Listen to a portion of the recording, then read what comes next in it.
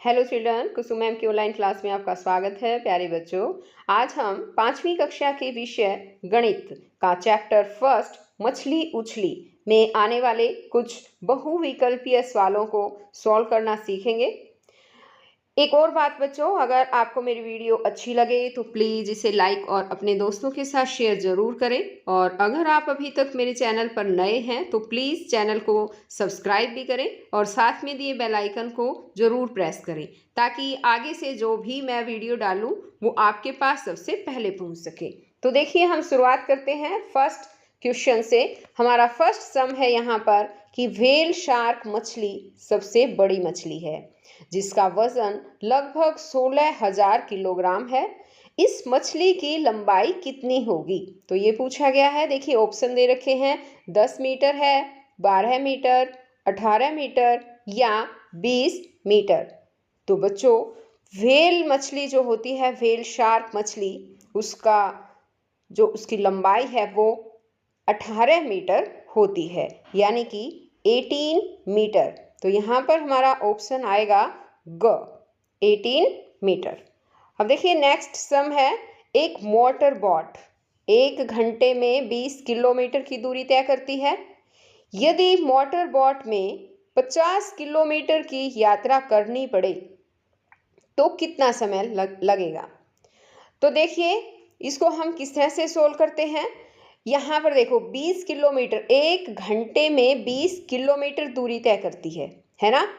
तो हमें बताना 50 किलोमीटर दूरी तय करें तो कितना समय लेगी। तो 20 किलोमीटर के लिए 1 घंटा लगता है बच्चों, है ना। और 10 किलोमीटर के लिए लगेगा आधा घंटा, और यानी कि 20 किलोमीटर से आधा हो गया 10 किलोमीटर, तो आधा घंटा लगेगा, क्योंकि 20 किलोमीटर में 1 घंटा लगता है।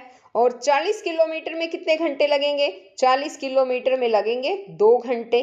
और 50 किलोमीटर में, यानी 40 में 10 और जोड़ दें तो 50 बनता है ना, इसलिए 2 और आधा घंटा, ये तो टोटल कितना हो गया?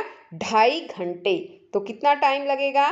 2.5 घंटे टाइम जो है उसको लगेगा। ऑप्शन होगा हमारा यहाँ पर घ, और घ ऑप्शन क्या है? 2.5 घंटे।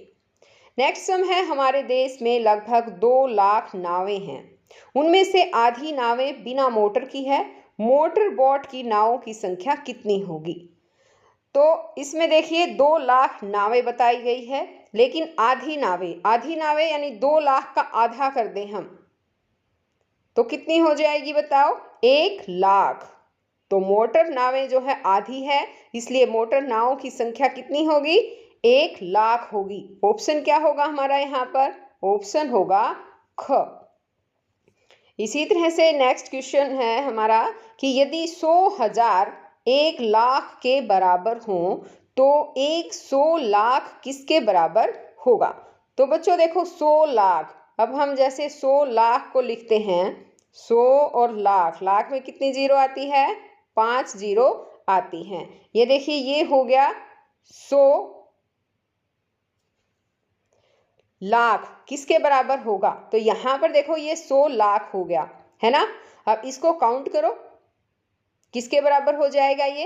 हाँ, इकाई, दहाई, सैकड़ा, हजार, 10,000, लाख, 10 लाख और 1 करोड़। तो किसके बराबर हो गया ये? 1 करोड़ के बराबर। और 1 करोड़ ऑप्शन कौन सा है हमारा यहाँ पर? ग, यानी कि अगर 100,000 को हम 1 लाख कहते हैं तो 100 लाख को हम 1 करोड़ कहेंगे। ऑप्शन है हमारा ग, 1 करोड़।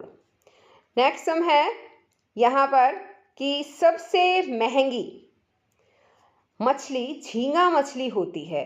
यदि 1 किलोग्राम झींगा मछली 150 रुपए में आती है तो 20 किलोग्राम झींगा मछली कितने रुपए में आएगी? हाँ, तो देखिए बच्चों, 1 किलोग्राम झींगा मछली का 150 रुपए इसने क्या कहा है? रेट कहा है ना, कीमत 150 रुपए। और 20 किलो, तो हम क्या करेंगे? 150 को 20 से हम मल्टीप्लाई कर देंगे, यानी कि हम गुणा कर देंगे। तो करो, कितना हो जाएगा? 3000। ऑप्शन कौन सा आएगा हमारा? ऑप्शन आएगा यहाँ पर घ ऑप्शन आ जाएगा। नेक्स्ट सम है कि जब मछली सूख जाती है तो उसका वजन 1/3 यानी कि 1/3 रह जाता है।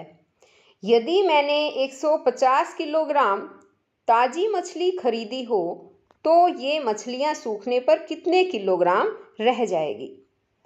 तो देखो बच्चों, अगर हम मछलियों को, जैसे इसने कहा है कि सुखाते हैं, तो 1 किलोग्राम मछली अगर हम सुखाते हैं तो उसका वजन 1/3 रह जाता है। तो इसने 150 किलोग्राम मछलियाँ सुखाई है, तो इसके लिए हम क्या करेंगे? 150 गुणा में 1/3 और अब हम इसको काट देंगे। 3 पंजे 15 है और ये 0 यानी कि 50 किलोग्राम। अगर 150 किलोग्राम अगर ताज़ी मछली खरीदें और उसका 1/3 जो है वो बचे तो कितना हो जाएगा?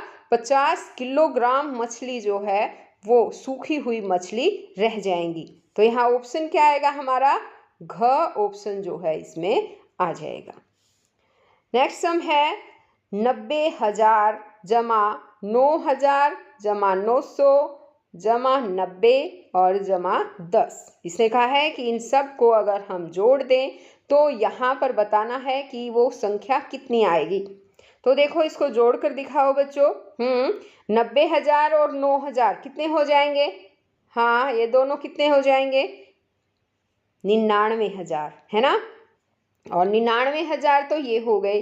अब 900 और जमा 90 तो 990 और इसमें 10 और ऐड कर दें तो 1,000 ये हो जाएंगे, है ना।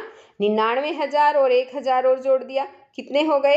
1,00,000। और बच्चों आपको पता है 1,00,000 कैसे लिखते हैं और 1,00,000 में कितनी जीरो आती हैं? ये भी जो है सवाल आपके एग्जाम में आ सकता है बच्चों कि 1,00,000 में कितनी जीरो आती हैं। बताओ बच्चों कितनी आती है? 5 जीरो आती है। तो बताओ अब हमारा ऑप्शन कौन सा होगा इनमें से? 1,00,000 कौन सा है? ऑप्शन घ है ना। ये लिख रखा है 1,00,000 यानी कि 1 और 1 के बाद 5 शून्य आपको मिलेंगे, तो वो संख्या होगी 1,00,000।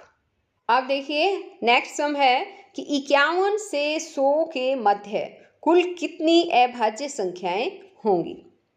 अभाज्य संख्याएं, तो बच्चों सबसे पहले तो हमें अभाज्य संख्या का पता होना चाहिए कि अभाज्य संख्या क्या होती है। अभाज्य संख्याएं वे संख्याएं होती है जो अपने आप से या केवल एक से ही भाग जाए, उसके अलावा वो किसी से भी भाग नहीं जाती हैं। और 51 से 100 के मध्य ऐसी संख्याएं बच्चों टोटल 10 संख्याएं आती हैं। तो हमारा ऑप्शन यहाँ पर होगा घ। और ये भी बता दूं मैं कि वो कौन कौन सी 10 संख्याएं होंगी। वो 51 के बाद होगी 53, 59, 61, 67, 71, 73, 79, 83, 89 और 97। ये 10 संख्याएं अभाज्य संख्याएं हैं जो 51 से 100 के बीच आती हैं। अब हमारा नेक्स्ट सम है कि 1 से 50 तक कुल कितनी सम संख्याएं हैं। अब यहाँ पर देखो बच्चों, सबसे पहले हमें सम संख्या का पता होना चाहिए। सम संख्याएं वो संख्याएं होती है जो 2 से पूरी पूरी भाग चली जाए। तो अब सवाल ये उठता है कि अगर बहुत बड़ी संख्या अगर हमें दे रखी हो तो हम उसको, तो ये नहीं है कि हम उसको भाग करके देखें। तो इसके लिए एक तरीका है कि अगर कितनी भी बड़ी संख्या दे रखी हो, अगर उसके लास्ट में 0 है, 2 है, 4, 6 या 8, इनमें से कोई भी संख्या आ जाए, संख्या के अंत में आनी चाहिए ये।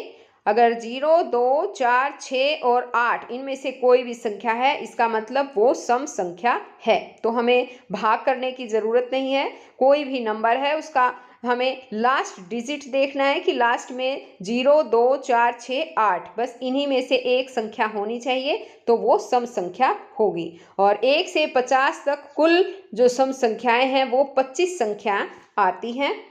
तो हमारा ऑप्शन कौन सा होगा बताओ यहाँ पर? ऑप्शन होगा हमारा ख 25। अब इसी तरह से है ये नेक्स्ट सवाल कि 1 से 50 तक कुल कितनी विषम संख्याएं हैं। अब यहाँ पर देखो बच्चों, विषम संख्याएं पूछी गई हैं। विषम संख्या सम जो संख्या होती है उसके विपरीत होती है। जो सम संख्याएं मैंने बताई है उन्हीं के बीच बीच में ये संख्याएं आती हैं। और इसका भी हम कैसे पता लगाएंगे कि कोई भी संख्या हो उसके लास्ट में अगर हमें 1, 3, 5, 7 और 9, अगर इन 5 संख्याओं में से कोई भी एक संख्या अगर हमें लास्ट में मिल जाए किसी भी संख्या के, चाहे वो कितनी भी बड़ी संख्या हो, तो वो विषम संख्या होगी। और 1 से 50 तक कुल 25 विषम संख्याएं आती हैं, इसलिए यहाँ पर भी हमारा ऑप्शन होगा ख 25। तो याद रखिए बच्चों, 1 से 50 तक की संख्याओं में 25 सम संख्याएं होती हैं और 25 ही विषम संख्याएं होती हैं।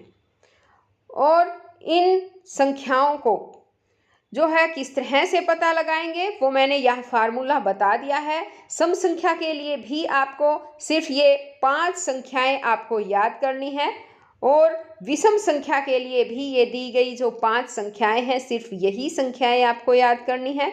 अगर इस तरह से ये याद कर लोगे तो सम और विषम संख्याएं चाहे कितनी भी बड़ी संख्या आपको दे दी जाए, झट से बिना कॉपी पेन पेंसिल आप इनको बता सकते हैं। तो बच्चों आज इस वीडियो में केवल इतना ही। नेक्स्ट वीडियो में मैं आपको आपके सिलेबस के अकॉर्डिंग और जो भी आपका सिलेबस आगे आएगा उसमें आने वाले बहुविकल्पीय प्रश्नों को हल करना सिखाऊंगी। तो बच्चों फिर मिलते हैं हम एक नई वीडियो में, तब तक के लिए बाय बच्चों।